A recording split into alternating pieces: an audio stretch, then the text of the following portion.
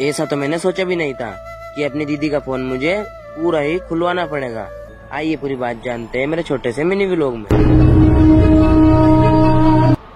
तो राम राम दोस्तों, सुबह ही पहले एकदम गांव के यहाँ खड़ा हो जाता हूँ क्योंकि अपनी दीदी का फोन की पावर बटन खराब हो गई थी, इसको बदलवा के लाना था और गांव से हरिओम भी आ ही रहा था। इतने में हरिओम भी आ ही जाता है और दोनों चल देते हैं अपनी दीदी का फोन को सही करवाने के लिए।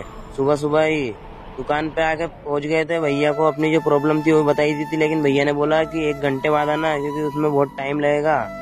इतने हमारे हम दोनों चल देते बाजार की तरफ। बाजार में बीच में हमने पेट्रोल डलवा दिया अपनी रानी में, क्योंकि अपनी रानी में भी बहुत दिन से पेट्रोल नहीं डल रहा था। फिर पेट्रोल डलवा के हमारे हम दोनों चल देते हैं बड़े बाग की गली के साइड उधर घूमने के लिए।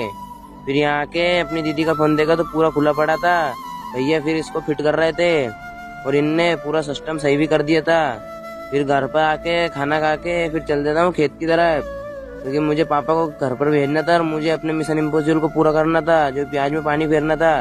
पापा को चाबी दे दी अपनी रानी की और पापा चल गए घर की तरफ और मैं यहीं पानी फेर रहा था। फिर इतने पापा आ जाते हैं खेत पर, मुझे भेज देते घर की तरफ ताकि मैं चाय नाश्ता करके आ जाऊँ।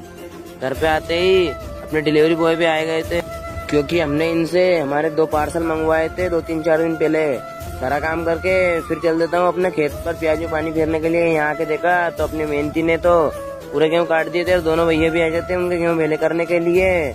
और इधर साइड की टकड़ी में देखा तो भैया की टकड़ी भी पूरी काट दी थी उनके दूसरे मेहनती ने। और फिर लग जाता हूँ मैं पानी फेरने। पापा क्यारा में पानी रख के उधर साइड चले गए थे क्योंकि मोटर बंद हो गई थी। पापा उस मोटर को बंद करने चले गए थे। लोग अच्छा लगा हो तो लाइक करना, सब्सक्राइब करना भूलना भूलिए। जय श्री सीताराम।